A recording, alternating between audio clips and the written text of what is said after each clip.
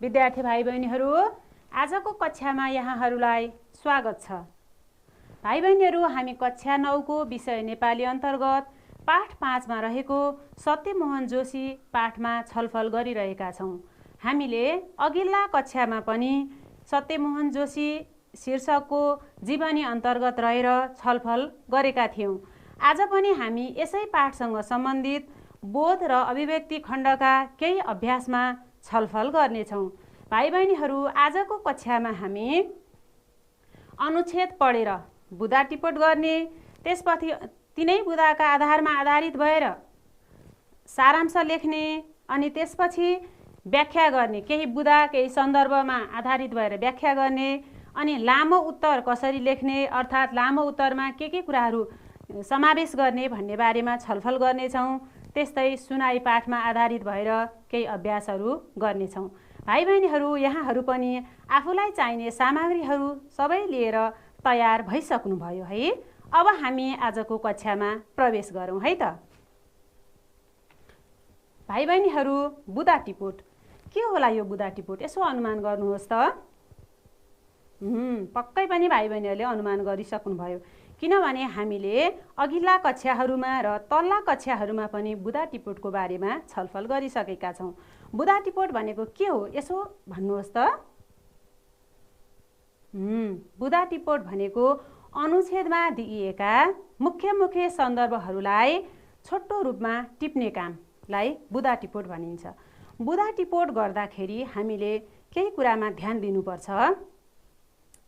कुनै अनुच्छेद, कुनै पाठ, कुनै सन्दर्भमा आधारित भएर त्यहाँका मुख्य सन्दर्भहरूको टिपोट गर्ने कामलाई नै बुँदा टिपोट भनिन्छ।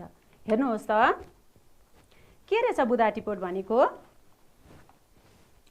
पाठ्य वा अन्य सामग्रीको मूल भागलाई बुँदा भनिन्छ।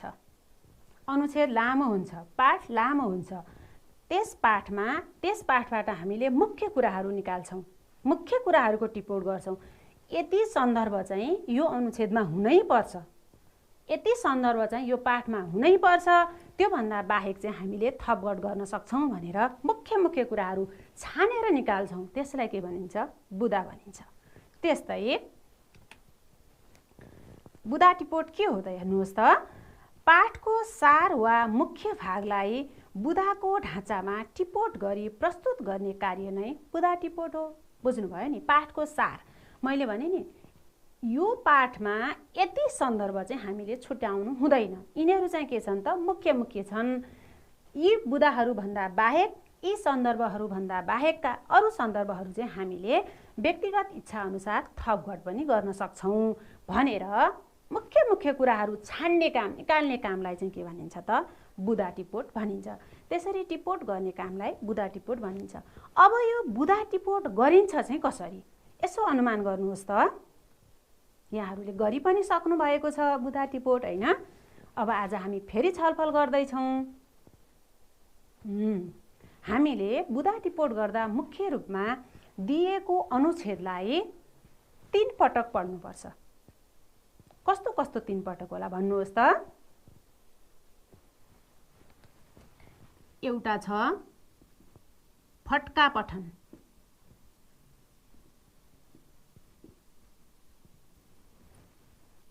दोस्रोमा गहन पठन,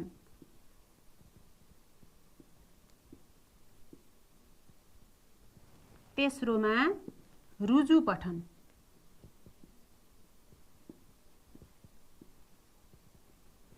भाइ बहिनीहरूले यस्तै भन्नुभएको है। ल हेर्नुहोस् त,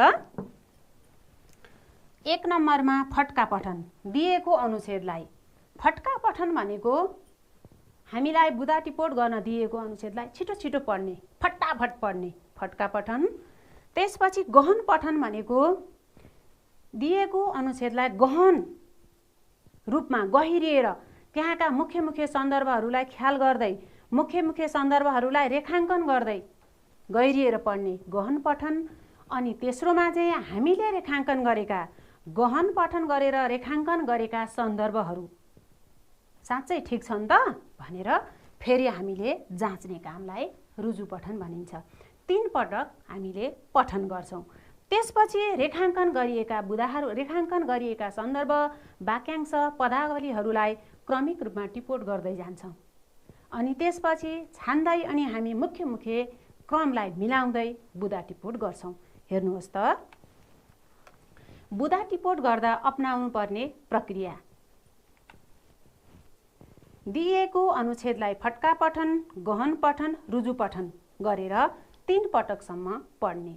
यो चाहिँ हामीले छिटो छिटो गर्नुपर्छ, किनकि बुदा टिपोट र सारांश लेखनका लागि हामीलाई कति समय छुट्याइएको छ, त्यति समयसम्ममा सक्ने गरी हामीले यो काम गर्नुपर्छ। त्यसपछि मुख्य मुख्य वाक्यांश वा सन्दर्भलाई रेखाङ्कन गर्ने।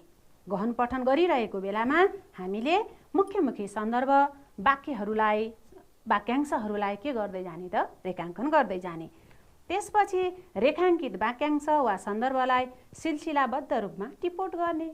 अब हामीले रेखाङ्कन गरिसकेका छौँ, अनुच्छेदमा मुख्य लागेका सन्दर्भहरू हामीले छानिसकेका छौँ, तिनीहरूलाई हामीले सिलसिलाबद्ध रूपमा टिपोट गर्दै जाने। अनि बुदालाई असमापिका क्रिया अर्थात् नाम, विशेषण, क्रिया विशेषण नु, नेको, एको आदिमा टुङ्ग्याउने। जस्तै वाक्यमा चाहिँ पढ्छ, पढ्छ शब्दमा वाक्य टुङ्गिएको छ। मानौँ पढ्छ शब्दमा वाक्य टुङ्गिएको छ भने अब हामीले बुदा बनाउँदा चाहिँ पढ्छ शब्दबाट यसको धातु पढ हो, होइन? थाहा छ नि यहाँहरूलाई? अब पढ धातुबाट के बनाउने? पढ्नु, पढेको, ठिक छ? पढ्ने जस्ता असमापिका क्रिया लेखेर हामीले बुदाको अन्त्यमा असमापिका क्रिया पढ्नु, पढेको, पढ्ने जस्ता असमापिका क्रिया लेखेर बुदालाई टुङ्ग्याउनुपर्छ है त। अनि अर्कोमा बुदाले सम्पूर्ण अनुच्छेदको प्रतिनिधित्व गरेको हुनुपर्ने। हामीले त पुरा अनुच्छेदको सार खिचिरहेका छौँ, पुरा अनुच्छेदबाट मुख्य मुख्य सन्दर्भहरू टिपोट गरिरहेका छौँ, त्यसकारण बुदाले सम्पूर्ण अनुच्छेदको प्रतिनिधित्व पनि गरेको हुनुपर्छ। अनि बुदालाई अनावश्यक भद्दा र लामो नबनाई सकेसम्म छोटो र छरितो बनाउनु पर्ने। जस्तै बुदा भन्नासाथ छोटो, सानो, सम्पूर्ण सार खिचिएको भन्ने अर्थ बुझिसकेपछि बुदालाई लामो, धेरै शब्दहरू प्रयोग गरेर बुदालाई लामो भद्दा नबनाइकन सकेसम्म छोटो छरितो बनाउनु पर्छ। बुझ्नुभयो? बुझ्नुभयो है। अब हामी एउटै अनुच्छेदको बुदा टिपोट गर्छौँ अनि त्यही अनुच्छेदमा आधारित भएर हामी सारांश लेखन अभ्यास पनि गर्छौँ। अब हामीले बुदा टिपोट गरिसक्यौँ, बुदा टिपोट गर्ने अभ्यास हामीले जान्यौँ, बुदा टिपोट गर्ने प्रक्रियाहरू सिक्यौँ। अब तिनै बुदामा आधारित भएर हामीले सारांश लेख्नुपर्छ। अब सारांश चाहिँ कसरी लेख्ने त? के हो त सारांश चाहिँ? बुदा टिपोट के रहेछ, बुदा टिपोट कसरी गर्ने भन्ने थाहा पायौँ। अब सारांश के हो, सारांश कसरी गर्ने है त? अब त्यसमा छलफल गरौँ है त। हेर्नुहोस् त, के हो त सारांश लेखन? पाठ्य वा अन्य सामग्रीको गहन अध्ययन गर्ने कुरा हामीले गरिसक्यौँ होइन? गहन अध्ययन गरी मूल पाठलाई 1/3 हुने गरी छुट्याएर लेख्ने कार्यलाई सारांश भनिन्छ। 1/3 ख्याल गर्नुहोस् है। अनि पाठको सार वा मुख्य भागलाई बुदाको ढाँचामा टिपोट गरी प्रस्तुत गर्ने कार्य नै सारांश लेखन हो। अब हामीले 1/3 बनाउनु पर्यो होइन? 1/3 कसरी बनाउने होला त? हेर्नुहोस् त, मानौँ हामीले बुदा टिपोट गरिरहेर सारांश लेख्नुपर्ने अनुच्छेदमा 105 शब्द छन्। हेर्नुहोस् त, 105 शब्द छन् भने यसलाई 1/3 बनाउनको लागि 3 ले भाग गर्ने। 3 तिया 9, 1 बाँकी रह्यो 15, 3 पंचे 15, ठिक छ? अब हामीले 105 शब्दको सारांश लेखन गर्दा 105 शब्द भएको अनुच्छेदबाट बुदा टिपोट गरी सारांश लेख्दा सारांश लेखनमा आउने शब्दहरू चाहिँ कति हुनु पर्यो त? 35 शब्दको सारांश लेखन हामीले निकाल्नुपर्छ। 35 शब्दमा 1-2 शब्द तलमाथि पर्न सक्छन्, जस्तै 34, 33 2 शब्द तलमाथि पर्न सक्छ। तर सकेसम्म हामीले 34, 35, 36 35 नै बनाउने कोसिस गर्ने, 1-2 शब्द तलमाथि भए पनि फरक पर्दैन। अब यो सारांश लेखन कसरी गर्ने होला त? कुन कुन प्रक्रिया अपनाएर सारांश लेखन गर्न सकिएला हेर्नुहोस् त। सारांश लेखन गर्दा अपनाउनु पर्ने प्रक्रिया: प्रस्तुत गरिएको अनुच्छेदमा भएका शब्द सङ्ख्यालाई 3 ले भाग गर्ने वा 1/3 बनाउनु पर्ने। बुझ्नुभयो नि? अनुच्छेदमा 105 शब्द छन् भने 3 ले भाग गरेर भागफल आएको सङ्ख्यालाई आधार बनाएर सारांश लेख्नुपर्ने। यो भनेको त्यही हो है त।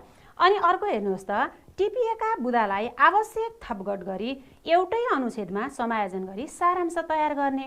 अब हामीले बुदाहरू टिपिसक्यौँ हैन? बुदाहरू टिपिसकेपछि तिनै बुदाहरूलाई समायोजन गरेर अब एउटै अनुच्छेदमा सारांश तयार गर्ने। अनि सारांश लेखिसकेपछि मूल पाठको सार खिचिने गरी शीर्ष भागमा एउटा छोटो शीर्षक दिने। हेर्नुहोस् त, सारांश लेखिसकेपछि मूल पाठको सार खिचिने गरी शीर्ष भागमा एउटा छोटो शीर्षक दिने। हामीले शीर्षक पनि दिनु पर्यो। जुन सारांश छोटो लेखिएको छ त्यो सारांशको शीर्षक पनि दिनुपर्छ। अनि पाठको अनुच्छेदमा दिएको पाठमा जतिसुकै अनुच्छेद भए पनि सारांश एक अनुच्छेदमै गर्ने। जस्तै सारांश लेखन गर्नुहोस् भनेर 2 अनुच्छेद 3 अनुच्छेद पनि दिएको हुन सक्छ। त्यसरी दिएको ठाउँमा हामीले सारांशमा लेखेको अनुच्छेद चाहिँ एक नै हुनुपर्छ। एक अनुच्छेदमै सारांश हामीले खिच्नुपर्छ। अनि अन्त्यमा शब्द सङ्ख्या उल्लेख गर्ने।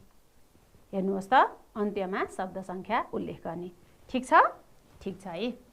अब हामी कुनै अनुच्छेदको सारांश लेख्दैछौँ भने सुरुमा हामीले के गर्नु पर्यो त? 4 वटा बुदा टिपी सारांश लेख्नुहोस् भनेर हामीलाई दिइन्छ है। अब हामीले सुरुमा बुदाहरू भन्छौँ हो। त्यसपछि 1, 2, 3, 4 वटा बुदाहरू दिन्छौँ। त्यसपछि यहाँ सारांश भन्छौँ। त्यसपछि यसको तल हामीले यहाँ शीर्षक दिन्छौँ।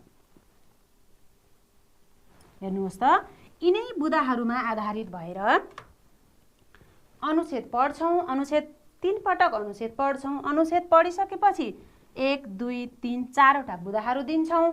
त्यसपछि सारांश भन्छौँ। अनि यिनै बुदाहरूमा आधारित भएर हामी शीर्षक दिएर अब यहाँ सारांश लेख्न थाल्छौँ। अनि हामीले अन्त्यमा यहाँ शब्द सङ्ख्या उल्लेख गर्छौँ। शब्द सङ्ख्या उल्लेख गर्दा चाहिँ हामीले 3 वटा शब्द सङ्ख्या उल्लेख गर्छौँ। एउटा चाहिँ अनुच्छेदमा भएका शब्द सङ्ख्या, अनि अर्को चाहिँ हुनुपर्ने शब्द सङ्ख्या, र हामीले सारांश गरिसकेपछि कति शब्द सङ्ख्या आए त त्यो 3 वटालाई नै हामीले यहाँ खुलाउँछौँ। यसरी हाम्रो सारांश लेखनको ढाँचा तयार हुन्छ। ल हेर्नुहोस् त, अब हामी एउटा सारांश लेखनको नमुना हेरौँ है त। मैले एउटा नमुना तयार गरेर ल्याएकी छु। भाइ बहिनीहरू पनि आवश्यक कुराहरू टिप्नको लागि कापी कलम सहित तयारी हुनुहुन्छ। यहाँहरूलाई महत्त्वपूर्ण लागेका कुराहरू टिप्दै जानुहोस् है त। ल हेर्नुहोस् त, यहाँहरूको बोध अभिव्यक्ति खण्डको प्रश्न: जीवनीमा रहेको नेपाल आमाका व्यक्ति हुन् अनुच्छेदबाट मुख्य 4 वटा बुदा टिपी सारांश लेख्नुहोस्। ल अब हामी पहिले यो अनुच्छेद पढौँ है त। मैले 3 पटक पढ्ने भनेकी छु। अहिले चाहिँ 1 पटक मात्रै पढ्ने। भाइ बहिनीहरू चाहिँ 3 पटक पढेर अभ्यास गर्नुहोस् है त। नेपाल आमाका कर्मठ सपुत सत्यमोहन जोशीले थुप्रै पुरस्कार, सम्मान र पदक पाएका छन्। उनी नेपाल र नेपालीको गौरव उच्च पार्न सधैँ अग्रसर बने। उनलाई नेपाली वाङ्मय र संस्कृतिका क्षेत्रमा पुर्याएको योगदानको कदर गर्दै काठमाडौँ विश्वविद्यालयबाट विक्रम सम्वत 2068 मा महाविद्यावारिधीको उपाधि प्रदान गरिएको थियो। उनलाई त्रिमूर्ति निकेतनले 2071 साल मङ्सिर 15 गते शताब्दी पुरुषको उपाधि प्रदान गरेको थियो। नेपाल सरकारका तर्फबाट विक्रम सम्वत 2074 वैशाख 21 मा उनलाई वाङ्मय शताब्दी पुरुषको उपाधि प्रदान गरिएको थियो। उनको नाममा सत्यमोहन जोशी शताब्दी महोत्सव समेत मनाइएको थियो। उनी नेपाली र नेपाल भाषाको संरक्षण तथा नेपालीको राष्ट्रिय पहिचानका लागि निरन्तर लागिरहे। जोशीले गोर्खा दक्षिणबाहु, मदन पुरस्कार, पृथ्वी प्रज्ञा पुरस्कार, भानुभक्त पुरस्कार लगायतका दर्जनौं पुरस्कार प्राप्त गरिसकेका छन्। उनलाई झन्डै 200 सङ्घ संस्थाले सम्मान तथा अभिनन्दन समेत गरिसकेका छन्। विक्रम सम्वत 2076 मा नेपाल राष्ट्र ब्याङ्कले जोशीको नाम र मुहार अङ्कित 100 रुपियाँको सिक्का प्रकाशनमा ल्याएको छ। उनले लोक संस्कृति, नेपाली राष्ट्रिय मुद्राहरू र कर्णाली लोक संस्कृति नामक कृतिका लागि 3 पटक मदन पुरस्कार पाउन सफल भएका थिए। उनी नै तीन पटकसम्म मदन पुरस्कार प्राप्त गर्ने एकमात्र व्यक्ति हुन्। हेर्नुहोस् त, हामीले यो अनुच्छेद पढ्यौँ। भाइ बहिनीहरू, यहाँहरू यो अनुच्छेद 3 पटक पढ्नुहोस् है त। अनि त्यसपछि मुख्य लागेका सन्दर्भहरू, वाक्यांशहरूलाई के गर्नुहोस्, रेखाङ्कन गर्नुहोस्। अनि क्रमिक रूपमा बुदा टिपोट गर्दै जानुहोस्। अनि बुदा टिपोट गरिसकेपछि हामीले यो यही ढाँचामा आधारित भएर सारांश लेखनको अभ्यास गर्नुहोस् है त। अब यहाँ तयार गरिएको बुदा टिपोट र सारांश लेखनको नमुना हेर्नुहोस् त। बुदाहरू, 4वटा बुदाहरू हेर्नुहोस् त। नेपाल आमाका कर्मठ सपूत सत्यमोहन जोशीले थुप्रै सम्मान तथा पुरस्कार पाउनु। पहिलो बुदा, काठमाडौँ विश्वविद्यालयबाट विक्रम सम्वत 2068 मा महाविद्यावारिधि नेपाल सरकारका तर्फबाट विक्रम सम्वत 2074 वैशाख 21 मा वाङ्मय शताब्दी पुरुषको उपाधि प्रदान गरिएको। त्यस्तै उनलाई गोर्खा दक्षिणबाहु, मदन पुरस्कार, पृथ्वी प्रज्ञा पुरस्कार लगायत दर्जनौं पुरस्कार प्रदान गरिएको। उनी लोक संस्कृति, नेपाली राष्ट्रिय मुद्राहरू, कर्णाली लोक संस्कृति नामक कृतिका लागि 3 पटकसम्म मदन पुरस्कार प्राप्त गर्ने पहिलो व्यक्ति। हामीले बुदाहरू सङ्कलन गर्यौँ। हेर्नुहोस् त, असमापिका क्रिया प्रयोग गरिएको छ। पाउनु, गरिएको पहिलो व्यक्ति। ठिक छ है। ल, अब सारांश हेर्नुहोस् त। ढाँचामा अब हामी यहाँ पुग्यौँ। हामीले बुदाहरू 4वटा बुदा टिप्यौँ। अब सारांश हो। त्यसपछि शीर्षक के छ यहाँ, जोशीलाई सम्मान। ल हेर्नुहोस् त, नेपाल आमाका कर्मठ सपूत जोशीले थुप्रै सम्मान तथा पुरस्कार पाएका छन्। उनलाई काठमाडौँ विश्वविद्यालयबाट विक्रम सम्वत 2068 मा महाविद्यावारिधि सरकारका तर्फबाट विक्रम सम्वत 2074 मा वाङ्मय शताब्दी पुरुषको उपाधि तथा गोर्खा दक्षिणबाहु, पृथ्वी प्रज्ञा पुरस्कार लगायतका पुरस्कार प्रदान गरिएको छ। उनी लोक संस्कृति, नेपाली राष्ट्रिय मुद्राहरू, कर्णाली लोक संस्कृति नामक कृतिका लागि 3 पटकसम्म मदन पुरस्कार प्राप्त गर्ने पहिलो व्यक्ति हुन्। ल हेर्नुहोस् त, हामीले त्यति ठुलो अनुच्छेदबाट कति थोरै सार खिच्यौँ कि होइन, सारांश बनायौँ। अब यहाँ मैले उल्लेख गर्ने शब्द सङ्ख्या भनेको चाहिँ हेर्नुहोस् त, यहाँ लेखिएको, यहाँ ढाँचामा दिएको शब्द सङ्ख्या भनेको चाहिँ जम्मा शब्द 171, हुनुपर्ने 57। भाइ बहिनीहरू, भाग गर्दाखेरि दशमलव आयो भने दशमलवभन्दा पछाडिकोलाई ख्याल नगरिकन अगाडिकोलाई मात्र ख्याल गर्ने है त। हुनुपर्ने 57। हामीले 1/3 बनाएका शब्दहरू चाहिँ कति भयो त, 58। बुदा टिपोट र सारांश लेखन तयार भयो। अब यसै गरी यहाँहरू पनि अर्को अनुच्छेदबाट यसै गरी बुदा टिपेर सारांश लेख्ने अभ्यास गर्नुहोस् है त। भाइ बहिनीहरू, अहिलेसम्म आजको कक्षामा हामीले बुदा टिपोट के हो, बुदा टिपोट गर्दा के प्रक्रिया अपनाउन सकिन्छ, सारांश लेखन के हो, सारांश लेखन गर्दा कुन प्रक्रिया अपनाएर सारांश लेखन गरिन्छ, अनि बुदा टिपोट र सारांश लेखनको नमुनाको अभ्यास गर्यौँ। अब हामी अर्को अभ्यासमा जान्छौँ है त। हेर्नुहोस् त, यहाँहरूको क्रियाकलाप 9, बोध अभिव्यक्ति खण्डको क्रियाकलाप 9 हेर्नुहोस् त। सत्यमोहन जोशीको जीवनीबाट कस्तो शिक्षा पाइन्छ, तलका भनाइका आधारमा व्याख्या गर्नुहोस्। व्याख्या भनेको थाहा छ नि यहाँहरूलाई, बढाउने काम व्याख्या भनेको। तर व्याख्या भनेको बढाउने काम भन्दै व्याख्यालाई भद्दा बनाउनु पनि हुँदैन। व्याख्यामा खिचिनुपर्ने, टिपिनुपर्ने कुराहरू नछुटाइकन व्याख्या गर्नुपर्छ। त्यो सन्दर्भमा दिएका शब्दहरूलाई, शब्दको अर्थ बुझेर त्यहाँनिर हामीले बढाउने काम गर्नुपर्छ। यहाँ हामीलाई बुदाहरू दिएका छन्, हामीले विशेष केही थप्नुपर्ने छैन। यिनै बुदाहरूमा आधारित भएर हामी व्याख्या गर्छौँ। हेर्नुहोस् त, सादा जीवन उच्च विचार लिनु, दुःखमा नआत्तिनु र सुखमा नमात्तिनु, जीवनका उकाली ओह्रालीमा हातेमालो गर्दै अघि बढ्नु, सङ्घर्ष नै जीवनको पर्याय हुनु। यी 4वटा बुदामा आधारित भएर हामीले सत्यमोहन जोशीको जीवनीबाट कस्तो शिक्षा पाउँछौँ त? अब हामीले व्याख्या गरौँ है त। यहाँहरू पनि यसो अनुमान गर्नुहोस् त के हुन्छ होला। सत्यमोहन जोशी जहिले पनि सादा जीवन उच्च विचार होइन। उनको जीवन, उनको लबाई खबाई चाहिँ कस्तो छ त? सादा छ, तर विचार चाहिँ कस्तो छ? अग्रगामी छ, दूरदर्शी छ, पछिसम्मको सोच्ने, अगाडि पछि के हुन्छ होला भनेर अगाडि कदम चाल्ने, त्यस्तो किसिमको सोच छ। अनि दुःखमा नआत्तिनु र सुखमा नमात्तिनु। मान्छेहरू, हामीहरू भनौँ न, दुःख पर्यो भने के गर्छौँ? एकदम आत्तिन्छौँ, एकदमै भावुक हुन्छ। अनि सुख पायो भने मान्छेको स्वभाव कस्तो हुन्छ? फुर्किने, मात्तिने, कतै कतै त अभिमानको पनि जन्म हुनसक्छ होइन। त्यस्तो नगर्ने। दुःख सबैलाई पर्छ, त्यसलाई पनि सहज तरिकाले लिनुपर्छ। अनि सुख आयो भने भन्दैमा मात्तिनु हुँदैन है त। अनि अर्को, जीवनका उकाली ओह्रालीमा हातेमालो गर्दै अघि बढ्नु। यो त हाम्रो छँदैछ होइन। जीवनका उकाली ओह्रालीमा के आउँछन्, कस्ता कस्ता अवस्थाहरू आउँछन्, त्यो सबै अवस्थाहरूलाई सामना गर्दै अगाडि बढ्नुपर्छ। अनि सङ्घर्ष नै जीवनको पर्याय हो होइन। सङ्घर्ष गर्नु नै जीवनको पर्याय हो।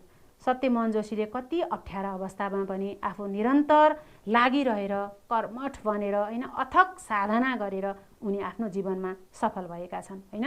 अब यिनै बुदालाई आधार बनाएर एउटा छोटो व्याख्या तयार गरिएको छ, हेर्नुहोस् है त। अनि यहाँहरू आवश्यक कुराहरू टिपोट पनि गर्दै जानुहोस् है त। हेर्नुहोस् त व्याख्या 2 अनुच्छेदमा गरिएको छ व्याख्या। ललितपुरको बखुमबहालमा जन्मिएका सत्यमोहन जोशी सधैँ दौरा सुरुवाल र भातगाउँले टोपीमा सजिएर हिँड्छन्। सादा जीवन, बुझ्नुभयो है। साधारण जीवन जिउनुपर्छ अनि विचार चाहिँ अग्रगामी, दूरदर्शी लिनुपर्छ भन्ने उनको भनाइ छ। हेर्नुहोस् त कति राम्रो भनाइ छ। सुख र दुःख भनेका जीवनका पाटा हुन्। जीवनमा कहिले दुःख आउँछ भने कहिले सुख। जीवनमा दुःख पर्यो भनेर आत्तिनु हुँदैन, धैर्य गर्न सक्नुपर्छ। त्यस्तै सुख पाएँ भनेर अहङ्कारी अभिमानी बन्नु हुँदैन भन्ने उनको सोच छ। उनी जीवनका हरेक पाइलामा सङ्घर्ष गर्दै अघि बढ्नुपर्छ भन्ने महान विचार प्रस्तुत गर्छन्। जीवन एउटा मार्ग हो होइन। जीवन एउटा मार्ग हो होइन। अनि यो मार्गमा यात्रा गर्दा कति उकाली ओह्राली तथा उतार चढाव आउन सक्छन्। तिनमा हातेमालो गर्दै अघि बढ्न सक्नु नै महानता हो। सहज र समयानुकूल अवस्थाको अनुसरण सबैले गर्न सक्छन्। सङ्घर्ष गरेर अघि बढ्नु, समस्यासँग जुधेर समाधान निकाल्नु नै जीवन हो भन्ने उनको भनाइ छ। हेर्नुहोस् त कति राम्रो भनाइ छ सत्यमोहन जोशीको। यसरी आफ्नो काममा अहोरात्र खटिरहनु, सादा जीवन, उच्च विचार लिएर अघि बढ्नु, अहङ्कार अभिमान जस्ता व्यक्तित्व नाशक तत्त्वलाई दूर राखी सङ्घर्ष गर्दै अघि बढेमा जीवनमा सफलता अवश्य मिल्नेछ भन्ने शिक्षा उनको जीवनीबाट पाइन्छ। ठिक छ? ठिक छ है। अब यहाँहरूले पनि आफूलाई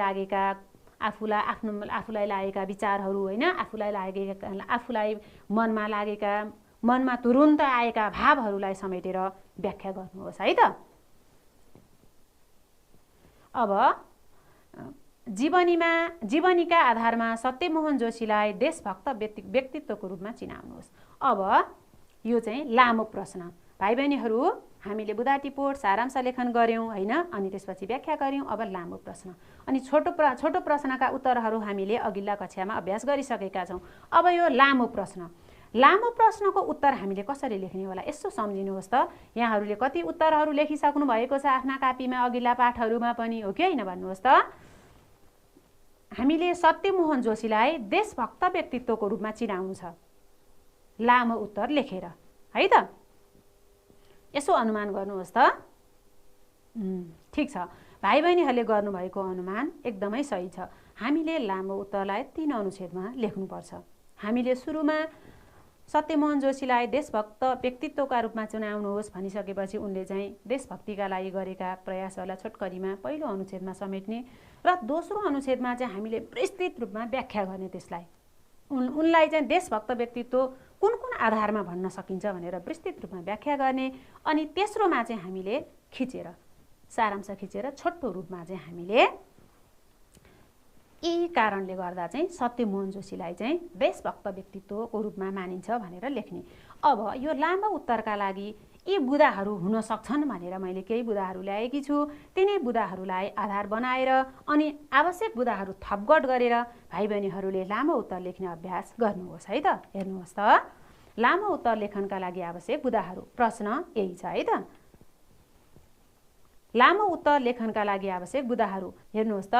व्यक्तिगत हितभन्दा माथि उठेर आफ्नो जाति र देशको हितका लागि समर्पित हुने, नेपाली भाषा, साहित्य, कला र संस्कृतिका साथै नेपाल भाषाको उत्थानमा समेत क्रियाशील, साहित्यका विभिन्न विधा लगायत लोक साहित्यमा समेत विशिष्ट योगदान रहेको, जमलमा राष्ट्रिय नाचघर निर्माण र भक्तपुरमा राष्ट्रिय सङ्ग्रहालयको निर्माणमा सक्रियता, प्राचीन मुद्राको खोज अनुसन्धान गरी नेपाली राष्ट्रिय मुद्राहरू नामक ग्रन्थ लेखेका, चीन, युरोप, लन्डन, अमेरिका लगायत विश्वका विभिन्न ठाउँको भ्रमण गरी नेपाल तथा नेपाली भाषा, साहित्य, कला, संस्कृतिको प्रचार प्रसार, संरक्षण र सम्वर्धनमा सक्रियता जनाएका, बहुभाषिक र बहुसांस्कृतिक राष्ट्रलाई सशक्त र भावनात्मक रूपमा एकताको सूत्रमा बाँध्ने काम गरेका, राष्ट्र, राष्ट्रियता, संस्कार, संस्कृति आदिको उत्थानका लागि अहोरात्र खटिरहेका।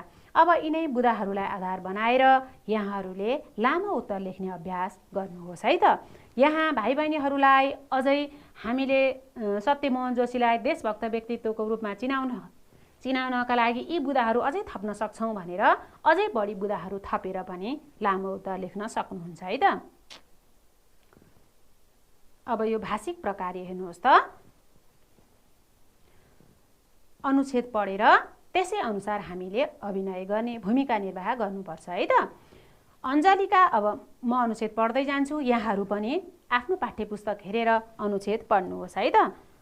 यहाँहरूको पाठ्यपुस्तकको पाना 54 मा हेर्नुहोस् त, क्रियाकलाप 13, यहाँहरू पनि पढ्दै जानुहोस् है त। अञ्जलीका बुबाले आफ्नी छोरीलाई सही बाटोमा हिँड्न अभिप्रेरित गर्दै भन्नुभयो, आफ्नो लक्ष्यमा निरन्तर लाग्नुपर्छ, निरन्तर लागे एक न एक दिन सफलता प्राप्त हुन्छ भन्ने कुरा अरुणा लामाको जीवनीबाट प्रष्ट हुन्छ। यसपालि त मनै फाट्यो, केले सिउने केले टाल्ने भन्ने अरुणा लामाको गीत निकै चर्चित छ। अम्बर गुरुङद्वारा रचित यस गीतमा सुमधुर स्वर भर्ने अरुणा लामाको जीवन दुःखले भरिएको थियो। विवाह गरेको 10 वर्ष नपुग्दै पति वियोगबाट शोकमा डुबेकी उनलाई आर्थिक अभावले सताइरह्यो। जीवनमा जस्तोसुकै वज्रपात आइपरे पनि उनले आफ्नो गायन धर्मलाई कहिल्यै छाडिनन्। जतिसुकै दुःख र अभावका बीचमा पनि उनले निरन्तर गीत गाइरहन्। त्यसैले आज उनी सफल गायकका रूपमा अजर अमर बनिन्। त्यसैले तिमीमा पनि क्षमता छ, निरन्तर लागिरह्यो भने सफलता प्राप्त हुन्छ। जतिसुकै अप्ठ्यारो आइपरे पनि आफ्नो लक्ष्य छोड्नु हुँदैन भनेर अञ्जलीका बुवाले आफ्नो छोरीलाई भन्नुभयो। अब यहाँ हेर्नुहोस् त, तपाईँ पनि आफ्ना साथी वा भाइ बहिनीहरूलाई आफ्नो लक्ष्य प्राप्तिका लागि लागिरहन कसरी अभिप्रेरित गर्नुहुन्छ, कक्षामा साथी मिलेर भूमिका निर्वाह गरेर देखाउनुहोस् है त। अब यहाँहरूले पनि आफ्नो साथी अनि भाइ बहिनीहरूलाई आफ्नो लक्ष्य के हो, तपाईको लक्ष्य के हो, भाइ बहिनीहरूलाई तिम्रो लक्ष्य के हो भनेर लक्ष्य लिएर हैन, आफ्नो लक्ष्य यो हो, मेरो लक्ष्य शिक्षक बन्ने हो, मेरो लक्ष्य वकिल बन्ने हो, मेरो लक्ष्य गायक बन्ने हो, के भन्नुहुन्छ हैन उहाँहरूले। अनि त्यसपछि त्यसमा निरन्तर लागिरहनको लागि यसो गर्नुपर्छ भनेर तयारी बनेर कक्षामा चाहिँ भूमिका निर्वाह गरेर समूह बनाएर छलफल गर्नुहोस् है त। भाइ बहिनीहरू, अब हामी सुनाइ पाठ सुन्छौँ। अनि सुनाइ पाठ सुनेपछि ध्यान दिएर भाइ बहिनीहरूले सुनाइ पाठ सुन्नुपर्छ। अनि त्यो सुनाइ पाठ सुनिसकेपछि त्यसै सुनाइ पाठमा आधारित भएर हामी छलफल गर्छौँ है त। ल तयार हुनुहोस् है त। सुनाइ पाठ। पाठ 5, पान खाँदा जोक्कर भएको क्षण। भन्दा 45 वर्ष अघिको कुरा हो। गाउँबाट दिल्ली आएको 7 दिन पनि भएको थिएन। दिल्लीमा काम गर्ने माओली छिमेकी मित्र आए र उनले मलाई घुम्न जाउँ भने। भर्खर गाउँबाट आएको केटो नपरियो, निस्क्यो कि हराउने सम्भावना। त्यस्तो अवस्थाको मलाई घुम्न जाउँ भन्दा लागेको खुसी व्यक्त गर्ने शब्द म अहिले पनि भेट्टाइरहेको छैन। उनले मलाई अलिबेर हिँडाए, 2-4 गल्ली डुलाए। जता हेर्यो उतै मान्छे नै मान्छे किरैसरी। कोही मान्छे मतिर अनौठो नजरले हेर्थे र हाँस्थे। पछि थाहा भयो तिनले मलाई होइन मेरो टुप्पीलाई हेरेर हाँसेका रहेछन्। म भाइलाई नयाँ चिज खुवाउँछु भनेर छिमेकी मित्रले मलाई भने। के न खुवाउने भए भनेर मक्ख परे। तिनले मलाई पान पसल अगाडि लगे र पसलेलाई 2टा पान बनाउन लगाए। पसलेले थोरै के जाति खत्र्याङ खुत्रुङ एउटा सानो पातमा पोको पारेर दाइलाई दियो। उनले पहिले खाएनन्। त्यो पोको ल खाऊ भन्दै मलाई दिए। उनले पसलेले बनाउँदै गरेको अर्को पोको पर्खे। मैले गाउँमा पूजाआजा आदिमा पातमा पोको पारेर दिने प्रसाद जस्तै माने। मनमनै कति थोरै दिएको होला भन्ने मलाई लाग्या त थियो। मैले हत्तनपत्त पातको पोको भुकाएर भित्रका खिच्रिङ मिच्रिङलाई दाहिने हातको बुढी औँला र चोर औँलाले झिक्दै खान थाले। पान पसले मलाई देखेर खित्का छाडेर हाँस्न थाल्यो। दाइले पनि खित्का छाडेर हाँस्दै भने, भाइ त्यसरी होइन, पातैसितको पोको मुखमा राख्नुपर्छ। मलाई पातैसितको पोको मुखमा राख्ने कुराले झनै अनौठो लाग्यो। त्यसरी खाने हो भन्ने कुरामा अझै पत्यार लागेन। दाइले यी यसरी खाने हो भन्दै पानको पोको मुखमा हालेर चपाउँदा मात्र हो रहेछ भन्ने लाग्यो। हातमा पान लिएर एकछिन पर्खेको भए अरूले खाएको हेरेर खाँदा पनि हुन्थ्यो भन्ने मलाई लाग्यो। यसरी म आफू अरूको हाँसोको पात्र हुँदा मलाई ग्लानि भयो र त्यस कालखण्डको त्यो घटना सम्झँदा आफैलाई हाँसो उठ्छ। भाइ बहिनीहरू, यहाँहरूले सुनाइ पाठ सुन्नुभयो है। अब हामी यही सुनेकै आधारमा केही अभ्यास गर्छौँ है त। हेर्नुहोस् त, हामीले पाठ सुनिसक्यौँ। अब त्यसै पाठमा आधारित भएर हामी यी प्रश्नका उत्तर दिन्छौँ। यो प्रश्नको उत्तर चाहिँ भाइ बहिनीहरूले दिनुपर्छ है त, भन्नुपर्छ है त, फटाफटी भन्दै जानुपर्छ है त। ल हेर्नुहोस् त, प्रश्न कमा के छ? म पात्र बाहिर निस्कन डराउनको कारण के थियो? भन्नुहोस् त। यहाँहरूले ठिक भन्नुभयो। म पात्रले गाउँघरमा के खाए जस्तै गरी पान खाए? भन्नुहोस् त। हो है, कसरी खाए होइन म पात्रले? म पात्र किन हाँसोका पात्र भए? ठिक छ, सही उत्तर भन्नुभयो। म पात्रलाई किन ग्लानि भयो? कठै बिचरा भयो लाग्यो नि होइन, म पात्रले आफूलाई किन ग्लानि भयो? हो ठिक छ, यहाँहरूले भन्नुभएको ठिक छ। ल हेर्नुहोस् त, म पात्र बाहिर निस्कन डराउनको कारण के थियो त? घरबाट बाहिर निस्क्यो कि हराउने सम्भावना भएकाले म पात्र चाहिँ घरबाट बाहिर निस्कन डराउँथे, त्यही भन्नुभएको थियो है। अनि म पात्रले गाउँघरमा के खाए जस्तै पान खाए? हो नि, म पात्रले चाहिँ गाउँघरमा पूजाआजा आदिमा पातमा पोको पारेर दिने प्रसाद जस्तै गरेर पान खाए। अनि म पात्र किन हाँसोका पात्र भए? राम्रोसँग पान खान नजानेर म पात्र हाँसोका पात्र भए है।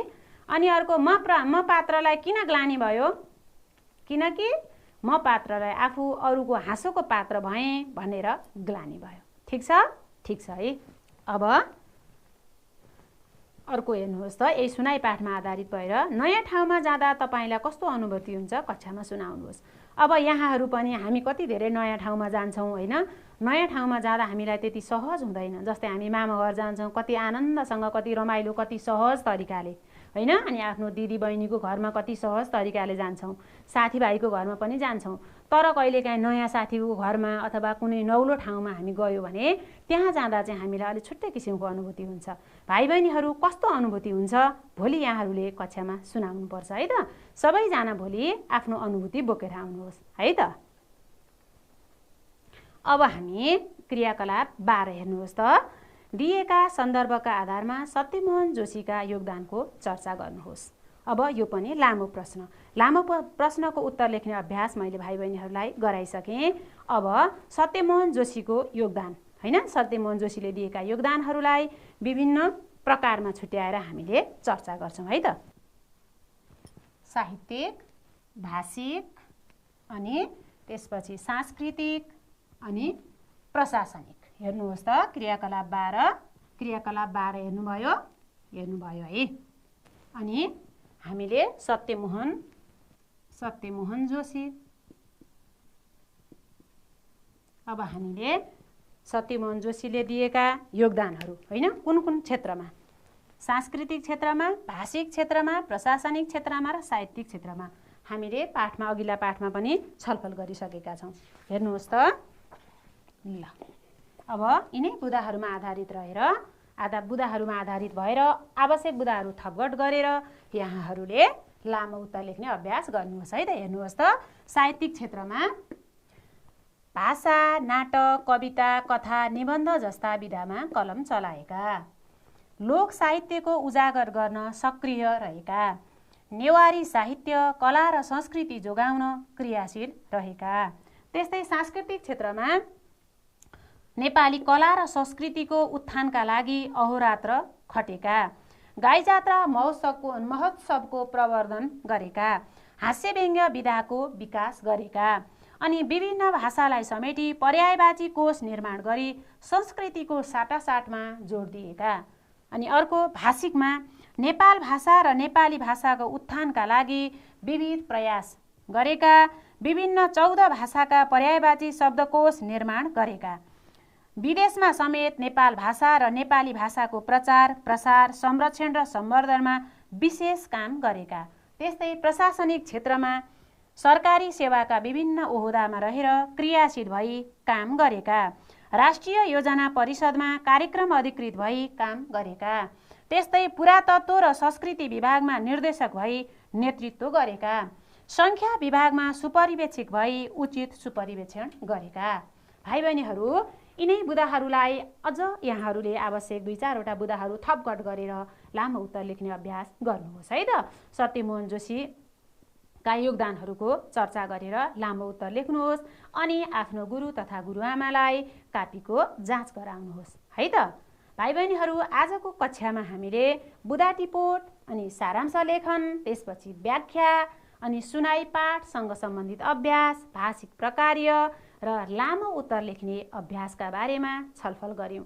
अब अर्को दिन हामी यस्तै रमाइला प्रसङ्ग, रमाइला पाठहरू लिएर फेरि भेटघाट हुने नै छौँ। आजको कक्षामा सक्रियताका साथ सहभागी भइदिनु भएकोमा यहाँहरू सबैजनालाई धन्यवाद। हस्त आजलाई नमस्कार।